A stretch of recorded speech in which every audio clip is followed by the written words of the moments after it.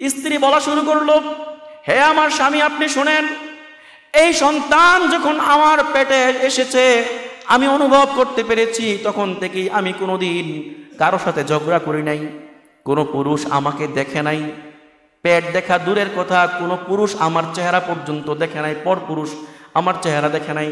আমি সব সময় জিকির আজকার করতাম, কোরআন তেলাওয়াত করতাম এবং দ্বীনি কিতাবাদি সব সময় মোতালা করতাম, পড়তাম। তারপরে যখন এই সন্তান জন্মগ্রহণ করলো, জন্মগ্রহণের পর 2 বছর পর্যন্ত আমি দুধ পান করিয়েছি। এই 2 বছরের মধ্যে যখন এই দুধ পান করাইতাম, কোনোদিন ওযু না করে আমি তাকে দুধ পান করাইতাম না। চিন্তা করছেন একটু? ওযু না করে আমি কোনোদিন আমার সন্তানের মুখে দুধ লাগাইতাম না। যতই কান্না করতো না কেন, কান্না করুক, তারপরও আমি ওযু করে এসে তার মুখে আমি দুধ লাগাইতাম। এভাবে আস্তে আস্তে তিলে তিলে আমি কষ্ট করে করে আমলের ওপর রেখে এই সন্তানটাকে আমি বড় করেছি।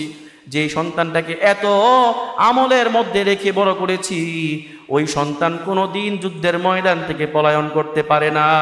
নিশ্চয়তা দিয়ে দিল। সন্তান পেটে আসার পর থেকে যেই মায়েরা সন্তানটাকে ভালো করে লালন পালন করবে, কোরআন তেলাওয়াত করবে, হাদিস পড়বে, দ্বীনি কিতাবাদি পড়বে এবং আল্লাহর জিকির আজকার করবে, সন্তান ভূমিষ্ঠ হওয়ার পর সন্তানকে উত্তমভাবে লালন পালন করবে, ওই সন্তানটা এক একজন বীর যোদ্ধা হবে। কি হবে? বীর যোদ্ধা, এক একজন সাহসী হবে, জিনিয়াস হবে, বুদ্ধিমান হবে, জ্ঞানী হবে। অধিকারটা কয়েক ধরনের হয়, বিশেষ করে 2 ধরনের। একটা হচ্ছে সন্তান দুনিয়াতে আসার আগে, আরেকটা হচ্ছে দুনিয়াতে আসার পরে। সন্তান দুনিয়াতে আসার আগে একটা অধিকার আছে, সেই অধিকারটা অবশ্যই আমাদের লক্ষ্য রাখতে হবে, সেই অধিকারটা আমল করতে হবে। সেই অধিকারটা যদি আমরা পালন করতে পারি, সন্তানকে সেই অধিকারটা দিতে পারি, তাহলে ইনশাল্লাহ সেই সন্তানও আমাদের অধিকার পালন করবে, আদায় করবে। ঠিক আছে ইনশাল্লাহ? তো 1 নাম্বার সন্তানের অধিকার হচ্ছে সন্তানের জন্য উত্তম আদর্শ একজন মা চয়েস করা। কি চয়েস করা? একটা মা চয়েস করতে হবে, এমন মা যেই মাটা হবে সন্তানের জন্য এক আদর্শ মা, সন্তানকে উত্তম পদ্ধতিতে লালন পালন করবে, সন্তানের ভালো মন্দ যাচাই করবে, দেখবে, এমন একজন মা চয়েস করা, এটা একটা বাবার জন্য দায়িত্ব। আল্লাহর নবী সাল্লাল্লাহু আলাইহি ওয়াসাল্লাম আল্লাহর নবী সাল্লাল্লাহু আলাইহি ওয়াসাল্লাম বলেছেন, তুনকাহুল মারআতু লিআরবাঈন। আল্লাহর নবী তো বলেছেন সন্তানের একটা হক হচ্ছে সন্তানের জন্য একটা উত্তম মা চয়েস করা। এখন মা চয়েস করব কিভাবে? প্রশ্ন আসে কিনা? সন্তানের জন্য উত্তম মা চয়েস করা, আবার সন্তানের জন্য উত্তম বাবা চয়েস করাও মার দায়িত্ব। শুধু বাবার দায়িত্ব না, বরং উত্তম বাবা চয়েস করা মায়ের দায়িত্ব। মা চয়েস করব কিভাবে? চয়েস করার জন্য আল্লাহর নবী একটা দিক নির্দেশনা বলে গিয়েছেন। আল্লাহর নবী সাল্লাল্লাহু আলাইহি ওয়াসাল্লাম বলেছেন, তুনকাহুল মারআতু লিআরবাঈন। একটা মহিলাকে বিয়ে করা হবে, বিয়ে করা যাবে 4টা জিনিস দেখে। কয়টা জিনিস দেখে? 1 নাম্বার হচ্ছে লিমালিহা, এই স্ত্রীর বা এই মেয়েটার সম্পদ আছে কিনা, তার অবস্থান কি, অবস্থানটা দেখতে হবে। 2 নাম্বার লিহাসাবিহা, তার বংশ মর্যাদা কেমন সেটাও দেখা লাগবে। ছেলের যদি বংশ মর্যাদা অনেক উন্নত হয় আর মেয়ের যদি একেবারে নিম্ন হয়, তখন বনিবনা হয় না, হয় নাকি? হয় না, সমস্যা হয়। এজন্য মেয়ে চয়েস করার ক্ষেত্রে তার বংশ মর্যাদা দেখতে হবে। 3 নাম্বার হচ্ছে লি জামালিহা, মেয়ের সৌন্দর্য কেমন, মেয়েকে চয়েস করা লাগবে। সৌন্দর্য যেমনই হোক কিন্তু পছন্দ হওয়া লাগবে, পছন্দ করতে হবে। 4 নাম্বার ওয়ালিদিনিহা, মেয়ের দিনদারিতা কেমন আছে সেটা দেখতে হবে। আল্লাহর নবী 4টা বিষয় আলোচনা করার পরে বলছেন, ফাজফার বিযাতিদ্দীন তারিবাত ইয়াদাকা, তুমি যদি দিনদারিতাকে প্রাধান্য না দাও তাহলে তুমি ধ্বংস হয়ে যাইবা। আল্লাহর নবী সাল্লাল্লাহু আলাইহি ওয়াসাল্লাম দ্বীনদারিতাকে সবচেয়ে বেশি প্রাধান্য দিতে বলেছেন। কোনো মেয়ের কাছে যদি সম্পদ না থাকে, কোনো মেয়ের বাবার সম্পদ নাই, অথবা বংশ মর্যাদাও অনেক ভালো না, কিন্তু ফ্যামিলি ভালো, এমন আছে না নাই? ফ্যামিলি ভালো, মেয়ে ভালো, ভদ্র সভ্য, সৌন্দর্য কম কিন্তু ভদ্র সভ্য, এমন মেয়ে যদি দিনদার হয়, তাহলে ওই মেয়েকে চয়েস করার জন্য আল্লাহর নবী নির্দেশ দিয়ে গিয়েছে। এই চারটা জিনিস দেখে একটা মেয়েকে চয়েস করা লাগবে। আবার আল্লাহর নবী আরেকটা হাদিসের মধ্যে বলেছেন, তাজাওয়াজুল ওয়াদুদাল ওয়ালুদা ফাইন্নী মুকাসিরুম বিকুমুল উমাম। তোমরা মেয়েকে চয়েস করার ক্ষেত্রে আরো দুইটা বিষয় লক্ষ্য করবা। এক নাম্বার হচ্ছে মেয়ে কি অন্যকে ভালোবাসতে পারে কিনা সেটা দেখবা। তার মানে কি, কেমনে? আগে প্রেম করছিল, এটা দেখা কেমনে? এটা দেখার উদ্দেশ্য হচ্ছে মেয়ের মা কি মেয়ের বাবাকে মান্য করে কিনা সেটা দেখবা। মেয়ের মা যদি মেয়ের বাবাকে মান্য করে থাকে, তাহলে নিশ্চিত ধরে রাখতে পারেন এই মেয়ে তার স্বামীকেও মান্য করবে কিনা। এজন্যে মান্য গণ্যতা আছে কিনা সেটা দেখা লাগবে। আল্লাহর নবী সাল্লাল্লাহু আলাইহি ওয়াসাল্লাম আরেকটা বলেছেন, ওয়াদুদাল ওয়ালুদা, এই মেয়ে সন্তান কেমন দিতে পারে সেটা দেখতে হবে। যদি মায়ের সন্তান অনেক হয়, তাহলে সন্তানেরও সন্তান অনেক হবে কিনা। মা যেমন হয়, আত্মীয় স্বজন যেমন হয়, মেয়েটা তেমনই হবে। এজন্য আল্লাহর নবী বলেছেন দুইটা জিনিস দেখে বিয়ে করবা। প্রেমময় কিনা, ভালোবাসতে পারে কিনা, এই মেয়ের মা তার বাবাকে, মেয়ের মা তার বাবাকে সম্মান করে কিনা সেটা দেখবা, মহাব্বত করে কিনা সেটা দেখবা। নাকি এই মেয়ের মার আবার স্বভাব খারাপ, অন্যজনের সাথে কথা বলার অভ্যাস আছে না এমন? যদি এমন থাকে, তাহলে ধরে রাখতে পারি যে মেয়েটাও অন্যের সাথে বিয়ের পরও কথা বলবে। এজন্যে মেয়ের মা কেমন সেটা দেখে মেয়েকে বিয়ে করতে হবে। তারপরে আল্লাহর নবী বলেছেন মেয়ের আত্মীয় স্বজন, মেয়ের মা যদি মেয়ের মার অনেক সন্তানাদি হয়, তাহলে এই মেয়ের ঘরেও সন্তানাদি কি হবে? বেশি হবে। আল্লাহর নবী সন্তান বেশি নেওয়ার কথা কেন বলেছেন? কারণ লাস্টে বলতেছেন, ফাইন্নী মুকাসিরুম বিকুমুল উমাম, তোমাদের সন্তান যদি বেশি হয়, তাহলে আমার উম্মত বেশি হবে, আর কাল কিয়ামতের ময়দানে আমার উম্মত নিয়ে আমি গর্ব করব। এজন্য সন্তান বেশি নিতে পারে এমন মেয়েকে চয়েস করা লাগবে। তা আমরা সব মিলে 6টা গুণ পাইলাম মেয়ের মধ্যে। কয়টা গুণ? এক নম্বরে সম্পদ বলতে ছেলের যেই পরিমাণ সম্পদ আছে, যদি মেয়ের একেবারে না থাকে, ছেলে মনে করেন 5 তলায় বাস করে আর মেয়ে বাস করতো গাছতলায়, এমন যদি হয়, তাহলে এই মেয়ে ছেলের অবস্থান বুঝবে না। আবার ছেলের মানসিকতাও বুঝবে না, কারণ ছেলে বড় হয়েছে ভালো কোয়ালিটিতে, হ্যাঁ, গর্জিয়াস একটা লাইফ লিভ করছেন, আর মেয়ে তো এরকমটা বুঝবে না, তখন বনিবনা হবে না, ঝামেলা হবে। এই জন্যে মেয়ের কি অবস্থান সেটাও দেখতে হবে। 2 নাম্বার ছিল তার বংশমর্যাদা, 3 নাম্বার ছিল তার সৌন্দর্য কেমন আছে সেটা দেখতে হবে, 4 নাম্বার তার দিনদারিতা, এটাই মেইন। তারপরে আল্লাহ নবী আরেকটা হাদিসের মধ্যে আর 2টা গুণ বলছেন। 1 নম্বরে প্রেমময়ী কিনা, 2 নম্বরে সন্তান অধিক ধারণ করতে পারে কিনা সেই মেয়ে। তো এই 6টা গুণ দেখে মেয়েকে বিয়ে করা লাগবে। তাহলে এই 6টা গুণ সমৃদ্ধ মেয়েকে যদি বিয়ে করা হয়, তাহলে সেই মেয়েটা হবে একটা সন্তানের জন্য উত্তম আদর্শ সম্বলিত মা। বুঝতে পারছেন? এখন কথা হচ্ছে সন্তানের বাবা চয়েস করা লাগবে। মেয়ের মা, সন্তানের মা যে হবে, মাও কিন্তু বাবাকে চয়েস করবে, সন্তানের জন্য বাবা চয়েস করবে। এখন মেয়ে তো ভালো, কিন্তু বাবাটা হচ্ছে এমন যে গাঞ্জা খায়, মদ খায়, মাদকাসক্ত, পরনারীর সাথে বিভিন্ন রেকর্ড আছে, এমন মেয়ে যদি হয়, এমন বাবা যদি হয়, তাহলে কিন্তু এই সন্তানটাও একটা উত্তম আদর্শ সম্বলিত বাবা পাইল না। এজন্য আদর্শ দেখা লাগবে। আল্লাহর নবী সাল্লাল্লাহু আলাইহি ওয়াসাল্লাম 2 গুণ সমৃদ্ধ, দুইটা গুণ সমৃদ্ধ একটা মানুষকে বিয়ে করার কথা বলেছেন। পুরুষের ক্ষেত্রে 2 গুণ থাকতে হবে। 1 নাম্বার হচ্ছে তার উত্তম আখলাক চরিত্র থাকতে হবে, 2 নাম্বার তার দিনদারিতা থাকতে হবে। আল্লাহর নবী বলেছেন, যদি তোমাদের কাছে ইযা জাআকুম মান তারদাউনা দীনাহু ওয়া খুলুকাহু ফাযাওয়িজুহু, যদি তোমাদের কাছে এমন কোন ছেলে আসে বিয়ের প্রস্তাব নিয়ে, যেই ছেলের 2টা গুণ আছে, 1 নাম্বার হচ্ছে তার দিনদারিতা আছে, এবং তার মধ্যে যদি আরেকটা গুণ থাকে সেটা হচ্ছে আখলাক, চরিত্র ভালো, তাহলে এমন ছেলের কাছে তোমাদের মেয়েটাকে বিয়ে দিতে পারো। অর্থাৎ এই দুই গুণ সমৃদ্ধ ছেলের কাছে বিয়ে দেওয়া যায়। এই দুই গুণ সমৃদ্ধ ছেলে যদি হয় তাহলে সে হবে উত্তম আদর্শ সম্বলিত এক বাবা। আল্লাহর নবী সাল্লাল্লাহু আলাইহি ওয়াসাল্লাম বলেছেন, আমরা 1 নাম্বার গুণ দেখলাম, সন্তানের জন্য মা চয়েস করা লাগবে। কেমন মা? উত্তম আদর্শ একটা মা, উত্তম মা, এবং বাবাও চয়েস করা লাগবে উত্তম বাবা। এটা হচ্ছে সন্তানের জন্য প্রথম অধিকার এবং পিতামাতার প্রথম দায়িত্ব। এটা গেছে বিয়ের সন্তান জন্মের আগে। তারপর সন্তান জন্মের পর প্রায় 11টার মতো দায়িত্ব আছে পিতামাতার উপর। এই 11টা দায়িত্ব যদি আমরা পালন করতে না পারি তাহলে আমাদের সন্তানদের থেকে আমরা কখনো ভালো কিছু আশা করতে পারি না। সন্তানদের কাছ থেকে আমরা উত্তম আচরণ এবং তাদের সেবা ভোগ করব, গ্রহণ করব, সেটাও আশা করতে পারি না।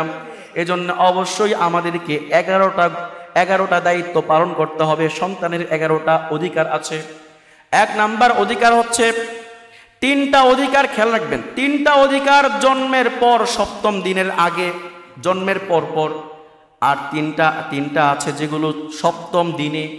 1 নাম্বার অধিকার জন্মের পর ডান কানে আজান এবং বাম কানে একামত দেওয়া। কি দেওয়া? সন্তান জন্মের পর যেখানেই জন্ম হোক, বাড়িতে হোক, হাসপাতালে হোক, যেখানেই হোক না কেন, সন্তানের ডান কানে আজান আর বাম কানে একামত দেওয়া লাগবে। এই সন্তানটা ছেলে হোক মেয়ে হোক উভয়কেই ডান কানে আজান বাম কানে একামত দেওয়া লাগবে। এখন মনে করেন হাসপাতালে আছেন, শুধু মহিলারাই আছে, এখানে কোনো পুরুষ নাই, কে আজান দিবে? তাহলে কোনো মহিলা যদি ডান কানে আজান দিয়ে দেয়, বাম কানে একামত দিয়ে দেয়, তাহলেও আদায় হয়ে যাবে। আমরা মনে করি কি মহিলারা মনে আজান একামত দিতে পারে না, কিন্তু সন্তান জন্মের পরে যে আজানটা, যে একামতটা, সেই আজান একামতটা মহিলারা দিতে পারে। বুঝতে পারছেন? মহিলারা মনে করেন হাসপাতালে জন্ম হয়েছে, কোনো পুরুষ এখানে নাই, কেউ নাই, তখন মহিলারাই আজান একামত দিয়ে দিবে। 1 নাম্বার দায়িত্ব পাইলাম, সন্তানের 1 নাম্বার অধিকার, ডান কানে আজান বাম কানে একামত দেওয়া লাগবে। 2 নাম্বার অধিকার হচ্ছে সন্তানের জন্য মুস্তাহাব হচ্ছে কোনো তাহনিক করানো।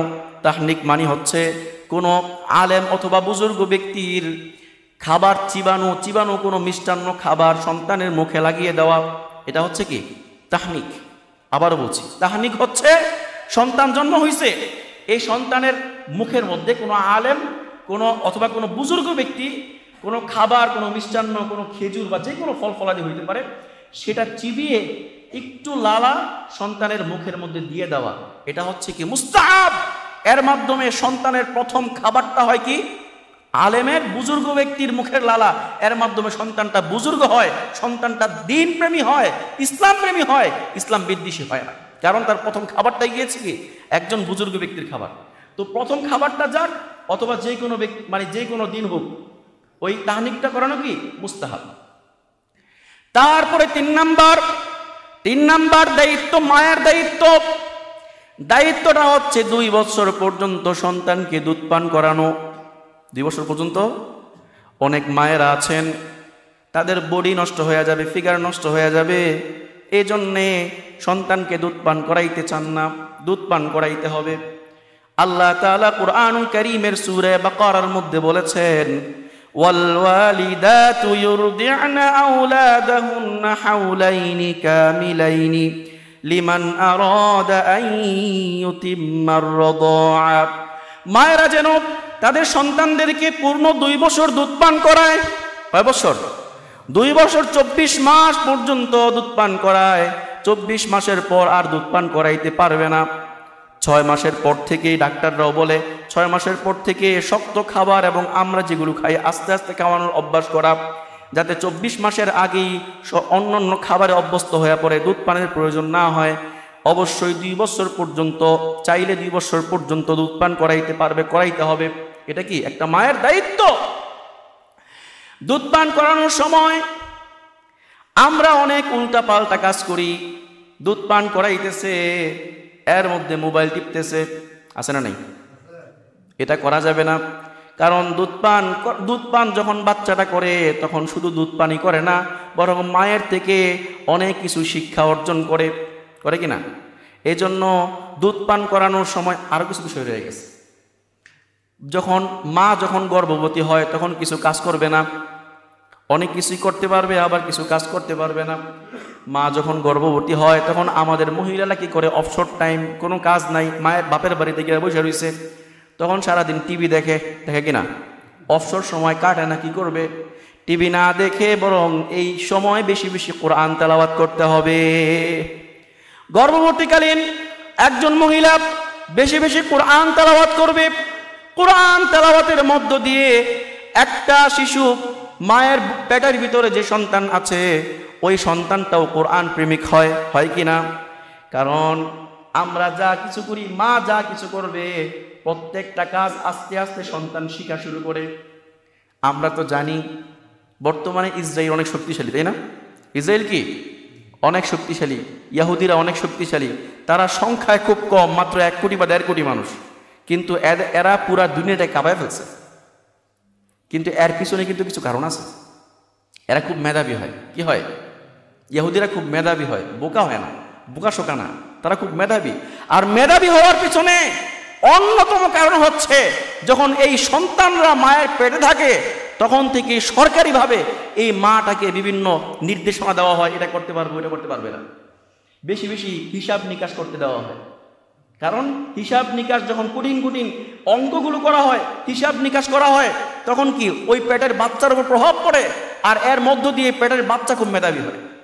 কঠিন অঙ্ক, গণিত, ম্যাথ শিক্ষা দেওয়া হয়, করতে বলা হয়, আর এর মধ্য দিয়ে সন্তানের প্রভাব পড়ে, আর সন্তান একজন জিনিয়াস হয়। এজন্যই আমরা দেখতে পাই ইহুদিদের মধ্যে আইনস্টাইন হয়েছে। আইনস্টাইন কোন ধর্মের অনুসারী? ইহুদি। তারপরে ওই যে ঘাড় বেঁকা একজন আছে নাকি, তিনি বললাম সকালে, স্টিফেন হকিং নাকি, স্টিফেন হকিং ঘাড় বেঁকা বিজ্ঞানী। ওই ঘাড় তেরা বিজ্ঞানী কোন ধর্মের? ইহুদি ধর্মের। আইনস্টাইন জগৎ বিখ্যাত বিজ্ঞানী বলা হয় একে, ইহুদি ধর্মের ছিল। আর ইহুদি ধর্মের হওয়ার পিছনে তো, এত মেধাবী হওয়ার পিছনে মা বাবার ভূমিকা ছিল। আমাদের তো সেই ভূমিকাগুলো নাই। আমরা সারাদিন টিভি দেখি, আমরা কিছু করতে পারি না। টিভি দেখি, আমরা ব্যায়ামটা পর্যন্ত করি না। অথচ এই যখন পেটে বাচ্চা আসে তখন কি করতে হয়? তখন মানে আয়রনের কমতি দেখা যায়, ব্যায়াম করতে হয়, চর্বি বাড়ে, চর্বি কমানোর জন্য ব্যায়াম করতে হয়। ব্যায়ামটা পর্যন্ত করতে পারি না আমরা। অথচ ইহুদি নারীরা পেটে বাচ্চা আসলে সকল কাজকর্ম ঠিকমতো চালায় যায়, সকল কাজকর্ম করে। এমনকি কঠিন যে কাজগুলো আছে, মানে কঠিন মেধার কাজ, মেধা খাটাইতে হয়, এমন সব কাজগুলো তারা পেটে বাচ্চা নিয়ে করে, যাতে করে এই পেটের বাচ্চার উপর প্রভাব পড়ে, আর এর মধ্য দিয়ে একদম জিনিয়াস হয়। বিভিন্ন অস্ত্রশস্ত্র এরা বানায় ফেলতে পারে, যেগুলো দিয়ে সিরিয়াতে, ফিলিস্তিনে এবং ইরানের মতো বিভিন্ন কান্ট্রিতে তারা হামলা করতে পারে। যে কোনো মুহূর্তে ইসরায়েলে বসে থেকে চাইলে কিন্তু আমাদের বাংলাদেশ হামলা করতে পারবে কিনা? তাদের এমন অস্ত্র আছে, আর আমাদের আছে। আমাদের এতটুকু অস্ত্র আছে বাংলাদেশে, যেগুলো দিয়ে সর্বোচ্চ কলকাতা পর্যন্ত মারতে পারবে, এর বাইরে না। বুঝেন নাই? সর্বোচ্চ কোথায়? কলকাতার পরে আর যাইবে না, এতটুকু মারতে পারবে। কারণ আমাদের যে মেধা সম্পন্ন লোকগুলো আছে, এগুলো বাংলাদেশে থাকতে পারে না। একে তো হয় না মেধা সম্পন্ন লোক, আর দ্বিতীয়ত যারা হয়ও এরা কি মূল্যায়ন পায় না, আমরা এদেরকে ধরে রাখতে পারি না, এজন্য থাকে না। এজন্য বলতেছি, পেটে যখন বাচ্চা আসে তখন কয়েকটা কাজ করতে হবে। এক নাম্বার বেশি বেশি কোরআন তেলাওয়াত করা লাগবে। কি করতে হবে? তাহলে কোরআন প্রেমিক হবে। 2 নাম্বার বেশি বেশি জিকির আজকার করা লাগবে। জিকির আজকার করলে আল্লাহর প্রতি মহাব্বত তৈরি হবে, আল্লাহর প্রতি প্রেম মহাব্বত তৈরি হবে। 3 নাম্বার দ্বীনি কিতাবাদি পড়া লাগবে, কোরআনের তর্জমা, কোরআনের তাফসির, তারপরে বিভিন্ন বিষয়াশয় নিয়ে, যেই ধর্মীয় বিষয় নিয়ে যেই বইগুলো আছে সেই বইগুলো পড়া লাগবে। আর এর মধ্য দিয়ে সন্তানরা বইপ্রেমী হবে, পড়াশোনার প্রতি আগ্রহী হবে। আপনি যদি পেটে সন্তান নিয়ে মোবাইল টিপেন, সারাদিন বসে থেকে নাটক দেখেন, আপনার সন্তানগুলো মোবাইল টিপনেওয়ালাই হবে। একটু বড় হওয়ার পর চাইবে কি মোবাইল দেন, মোবাইল না দিলে ঘরে ঝগড়া শুরু করবে, মারামারি করবে, মাকে গালাগালি করবে, বাবার সাথে ঝগড়া করবে মোবাইল না দিলে। এই জন্য পেটে যখন সন্তান আসে তখন থেকে আপনি নিজেকে সেভে রাখুন, রাখলে দেখতে পাবেন যে এক সময় এই সন্তানটা আপনার উপকারে আসবে। কোরআন পড়ুন, হাদিস পড়ুন, বিভিন্ন ধর্মীয় কিতাবাদি পড়ুন, এর মধ্য দিয়ে আপনার সন্তান কোরআন প্রেমিক হবে, হাদিস প্রেমিক হবে এবং মা বাবার দায়িত্ব কি, অধিকার কি সেগুলো বুঝতে পারবে। বলতেছিলাম 3 নাম্বার অধিকার হচ্ছে সন্তানকে দুধ পান করাইতে হবে। কি করতে হবে? দুধ পান করাইতে হবে। আর দুধ পান করানোর সময় আমরা কিছু কাজ করি, সেটা হচ্ছে কি, মোবাইল টিপি। এই মোবাইল কখনো টিপা যাবে না, এর মধ্য দিয়ে সন্তানের ওপর বদ প্রভাব পড়ে, এজন্য মোবাইল টিপা যাবে না। কি করতে হবে? সন্তানকে আপনি যদি ভালো করে লালন পালন করেন, সন্তান কিন্তু ওইরকম জিনিয়াস হবে, আপনার উপকারে আসবে। আপনার উপকারে আসবে। কি উপকারে আসবে? আপনি যদি একে ভালো করে চালান, বড় করেন, তাহলে এই সন্তানটা একদিন দেশের উপকার করবে, আপনার ফ্যামিলির উপকার করবে, আপনারও করবে। একটা উদাহরণ দিয়ে বুঝাই। আফগানিস্তানের একটি ঘটনা। আফগানিস্তানের কয়েক শতক আগে একজন রাজা ছিল, নাম তার আমির মোহাম্মদ দোস্ত খান। আমির মোহাম্মদ খান, নাম কি? আমির মোহাম্মদ খান। ওই ব্যক্তি একদিন শুনতে পাইল গোয়েন্দা মারফত তার রাষ্ট্রে অন্যরা হামলা করতে আসতেছে, যে কোনো মুহূর্তে হামলা করতে পারে। শোনার পর সৈন্য সবাইকে, জেনারেলদেরকে উপস্থিত করলো। সে ছিল প্রেসিডেন্ট। জেনারেলদেরকে উপস্থিত করলো, করার পর চিন্তা করলো কাকে দেওয়া যায় এই বাহিনীর প্রতিরোধ করার জন্য, শত্রুপক্ষের প্রতিরোধ করার জন্য কাকে দায়িত্ব দেওয়া যায় চিন্তা করতে লাগলো। আবার চিন্তা করলো এই জেনারেলদের মধ্যে যদি একজনকে চিফ অফ কমান্ডার বানাই, তাহলে এমনও তো হতে পারে আমার শত্রুদের সাথে আতাত করে সে গাদ্দারি করতে পারে, মির্জাফরি করতে পারে কিনা, মির্জাফরি করতে পারে। এজন্য চিন্তা করলো এমন একজনকে দেওয়া লাগবে যে কোনোদিন আমার সাথে গাদ্দারি করবে না।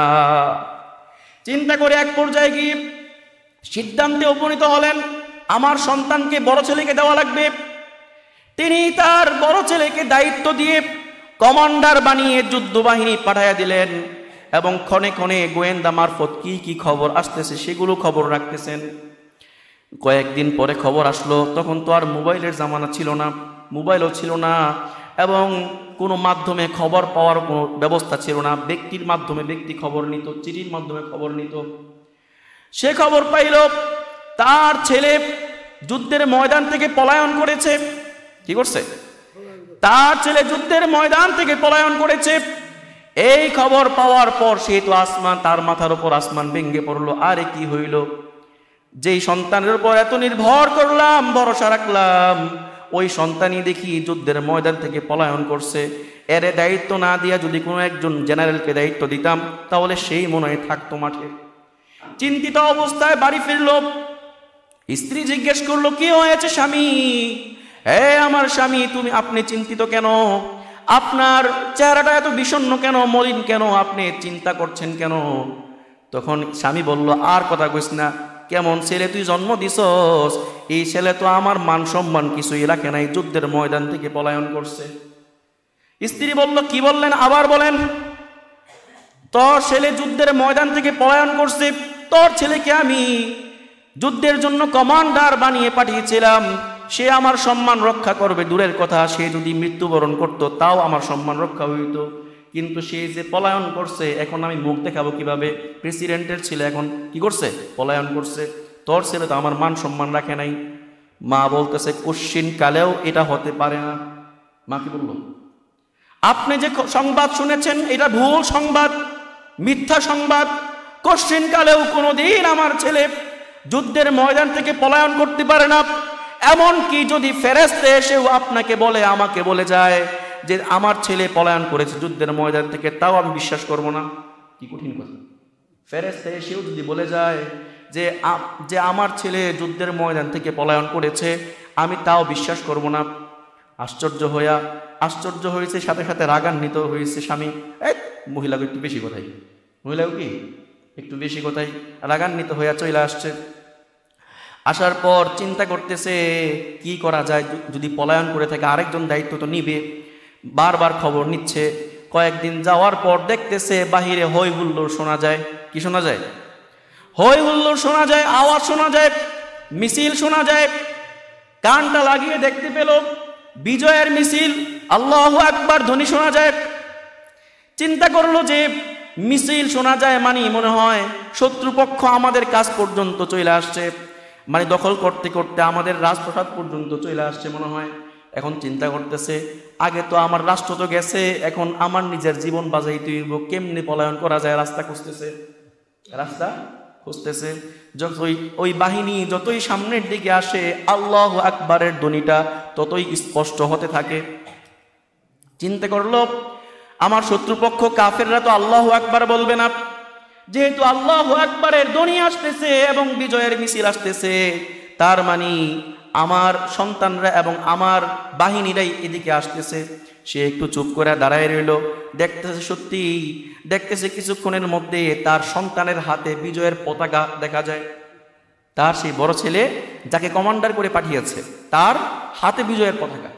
আশ্চর্য হয়ে গেছে, আর কি রে, গোয়েন্দা মারফত এবং খবরের মাধ্যমে জানতে পারলাম আমার সন্তান নাকি পলায়ন করেছে, কিন্তু এখন দেখি আমার সন্তানের হাতে বিজয়ের পতাকা এবং বিজয়ের উল্লাস করতে করতে আল্লাহু আকবার ধ্বনি সামনের দিকে আসতেছে। কিছু কমান্ডাররা এবং অন্যান্য যারা জেনারেল আছে তারা আয়েশা বলতেছে আমরা তো বিজয় লাভ করছি। সামনে আয়েশা সন্তানকে জড়ায়া ধরছে, বলতেছে বাবা তুমি বিজয় লাভ করছো? হ্যাঁ বিজয় লাভ করছি। কিন্তু কোনো ভাষণ দেওয়ার কথা ছিল সবার সামনে, বিজয় উপলক্ষে ভাষণ দেওয়ার কথা ছিল, ভাষণ না দিয়ে দৌড়ায় গেছে স্ত্রীর কাছে। স্ত্রীর কাছে গিয়ে বলতেছে কি ব্যাপার, আচ্ছা বলো তো, আমি যখন তোমাকে সংবাদ দিলাম তোমার ছেলে পলায়ন করেছে যুদ্ধের ময়দান থেকে, তখন তুমি আমার কথাটা বিশ্বাস করলে না কেন? তখন স্ত্রী বলল, স্বামী হে, যদি আপনি সংবাদ দিতেন আমার ছেলে যুদ্ধের ময়দানে কুচু কাটা হয়ে গেছে, টুকরো টুকরা হয়ে গেছে, এই খবর দিলে, এই সংবাদ দিলে আমি বিশ্বাস করতে পারতাম, কিন্তু যেহেতু আপনি পলায়নের সংবাদ দিয়েছেন এই জন্যে আমি কোনোদিন এই সংবাদ বিশ্বাস করতে পারি না, কারণ আমি ছোটকাল থেকে এই সন্তানকে এভাবে বড় করি নাই। কি করেছো বলো? তখন স্ত্রী বলা শুরু করলো, হে আমার স্বামী আপনি শোনেন, এই সন্তান যখন আমার পেটে এসেছে আমি অনুভব করতে পেরেছি, তখন থেকেই আমি কোনোদিন কারো সাথে ঝগড়া করি নাই, কোনো পুরুষ আমাকে দেখে নাই, পেট দেখা দূরের কথা, কোনো পুরুষ আমার চেহারা পর্যন্ত দেখে নাই, পর পুরুষ আমার চেহারা দেখে নাই। আমি সব সময় জিকির আজকার করতাম, কোরআন তেলাওয়াত করতাম এবং দ্বীনি কিতাবাদি সব সময় মোতালা করতাম, পড়তাম। তারপরে যখন এই সন্তান জন্মগ্রহণ করলো, জন্মগ্রহণের পর 2 বছর পর্যন্ত আমি দুধ পান করিয়েছি। এই 2 বছরের মধ্যে যখন এই দুধ পান করাইতাম, কোনোদিন অজু না করে আমি তাকে দুধ পান করাইতাম না। চিন্তা করছেন একটু? অজু না করে আমি কোনোদিন আমার সন্তানের মুখে দুধ লাগাইতাম না।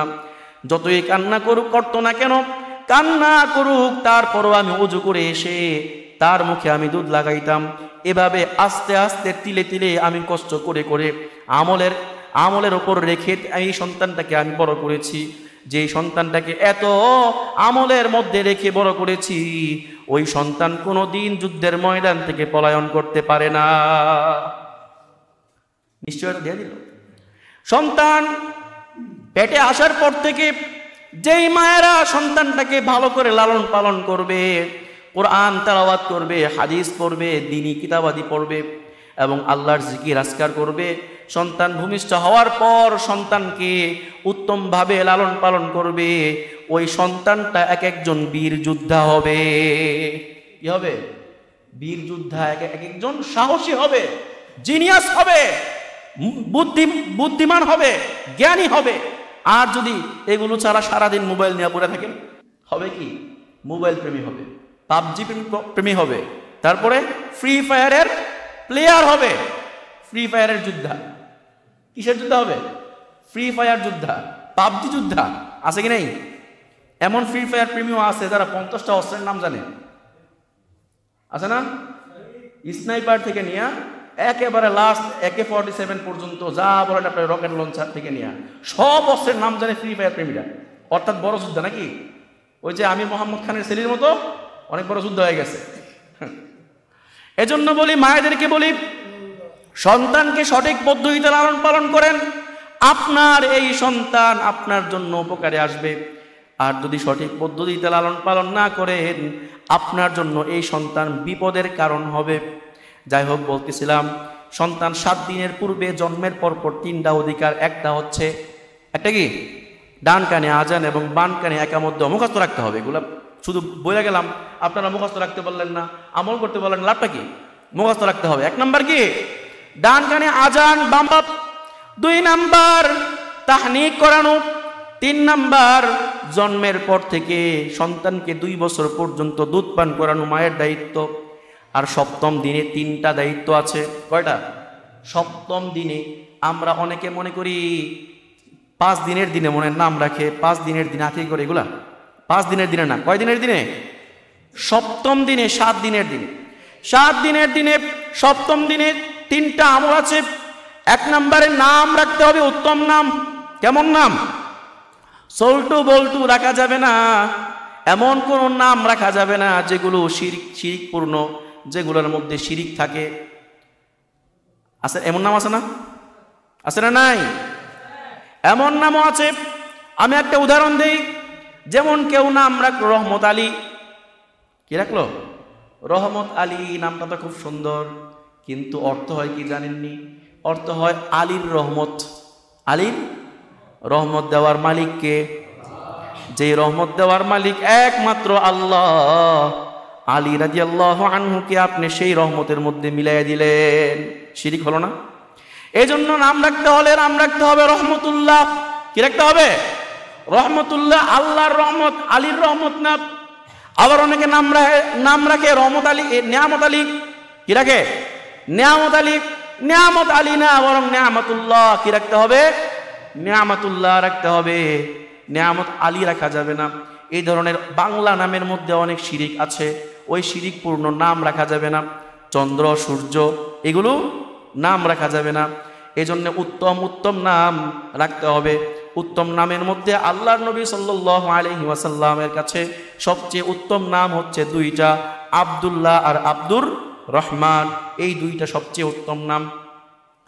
আল্লাহর নবী সাল্লাল্লাহু আলাইহি ওয়াসাল্লাম বলেন, আহসিনু আসমাকুম, তোমরা তোমাদের উত্তম উত্তম নাম রাখো, কেননা কিয়ামতের দিন তোমাদের নাম ধরে ধরে এবং তোমাদের পিতামাতার নাম ধরে ধরে, বাবাদের নাম ধরে ধরে রাখা হবে। এজন্য উত্তম নাম রাখতে হবে। কতম দিনে? 7ম দিনে। 2 নাম্বার আমল 7ম দিনের। 2 নাম্বার আমল হচ্ছে চুল ফালায় দেওয়া, চুল মুন্ডন করা, মাথা মুন্ডন করা। 2 নাম্বার আমল মাথা মুন্ডন করা এবং চুলের যেই পরিমাণ চুল হবে সেগুলো পাল্লির মধ্যে রেখে সেই পরিমাণ স্বর্ণ অথবা মুদ্রা দান করে দেওয়া। এটা হচ্ছে কি? মুস্তাহাব। আর 3 নাম্বার আমল হচ্ছে 7ম দিনে আকিকা করা। কি করা? আকিকা করা। আল্লাহর নবী সাল্লাল্লাহু আলাইহি ওয়াসাল্লাম বলেছেন, আল গুলামু রহিনুন বিআকিকাতিন, সন্তান, গোলাম মানে সন্তান, সন্তান হচ্ছে আকিকার সাথে আবদ্ধ থাকে। ইউযবাহু আনহু ফিস সাবিঈ, তার পক্ষ থেকে 7ম দিনে একটা পশু জবাই করে দেওয়া হবে। 7ম দিনে আকিকা করা লাগবে। আকিকার জন্য যদি মেয়ে কন্যা সন্তান হয় তাহলে একটা খাসি অথবা ছাগল। অনেকে মনে করে যে ছাগল মনে দেওয়া যাবে না, শুধু খাসি দেওয়া লাগবে। না, আপনি ছাগল দিতে পারেন, খাসিও দিতে পারেন, তবে অবশ্যই মিনিমাম 1 বছর হওয়া লাগবে। 1 বছর? 1 বছরের একটা ছাগল অথবা খাসি যেটা হোক দিতে পারেন।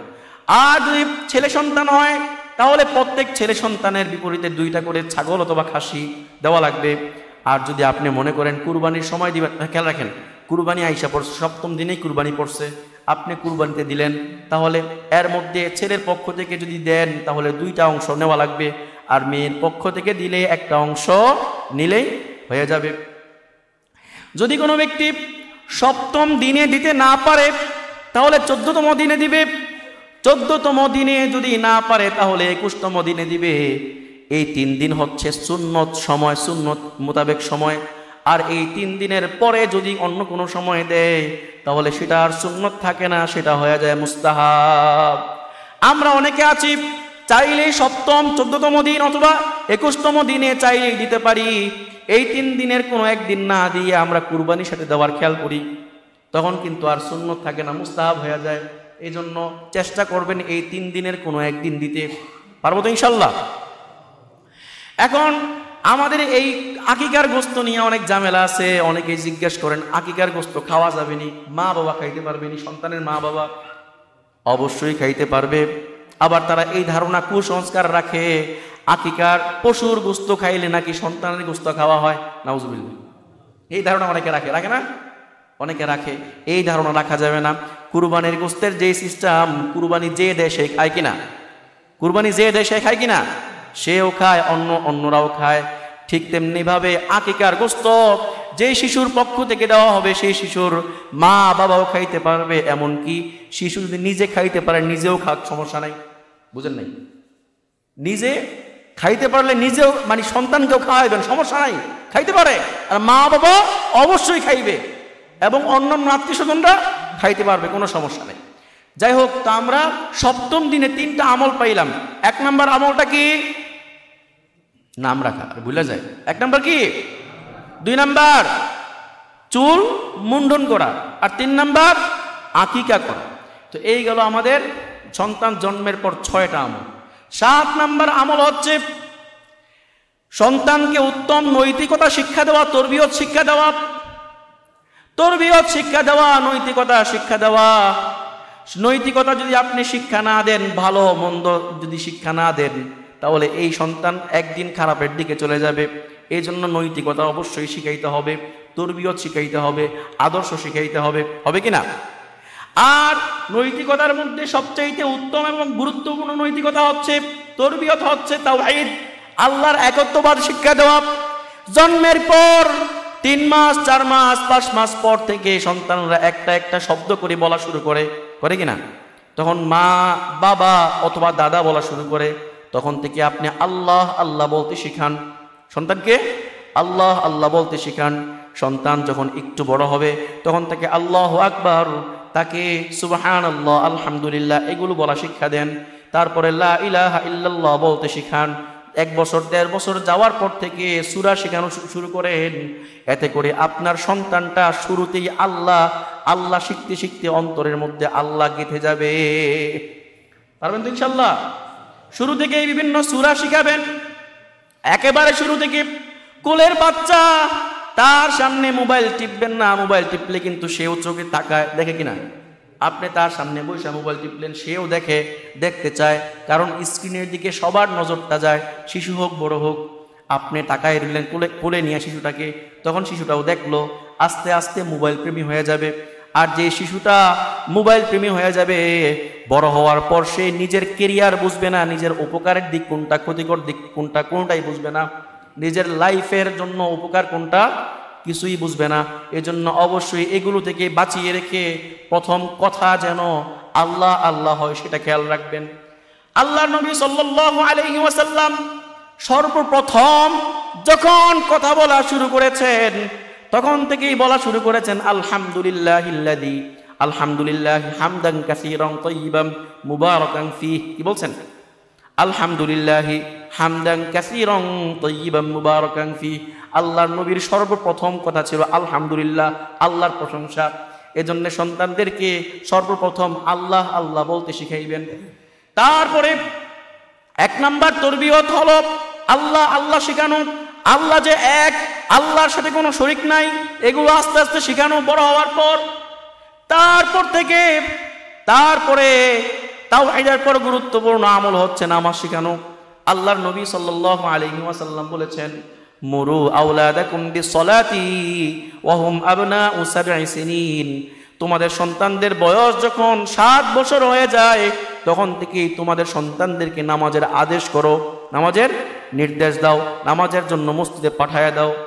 আর যখন এই সন্তানদের বয়স 10 বছর হয়ে যাবে, তখন নামাজ না পড়ার কারণে পিটাও। আল্লাহর নবী নামাজ না পড়ার কারণে 10 বছরের বাচ্চাকে পিটাইতে বলছেন। আর আমরা আপনারা তো 20 বছর 30 বছর বুড়া হয়ে যায়, তাও নামাজে আসে না, আসে নাকি? যাই হোক, সেই আলোচনা অন্যদিন করা হবে। বলতেছিলাম, সন্তানদের যখন 7 বছর হয়ে যাবে, তখন তাদেরকে নামাজের জন্য মসজিদে নিয়ে আসতে হবে। তারপরে যখন 10 বছর